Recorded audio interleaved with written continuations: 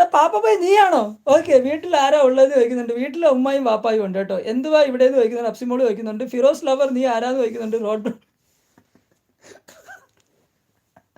എനിക്കൊരു പണി തരുമെന്ന് പറഞ്ഞപ്പോഴത്തേക്ക് ഞാൻ ഇത്രയും പ്രതീക്ഷിച്ചില്ലടാ. പാപ്പ പോയി അലമ്പ് ആയി പോയി എന്ന് പറയുന്നുണ്ടാണ്. പാപ്പ പോയി ഇല്ല ഇല്ല ഇല്ല ഇല്ല ഒരിക്കലും ഇല്ല. പാപ്പ പോയി ഓ മായി ചങ്ക എടാ നീ മൊത്തം നീയാണെന്ന്.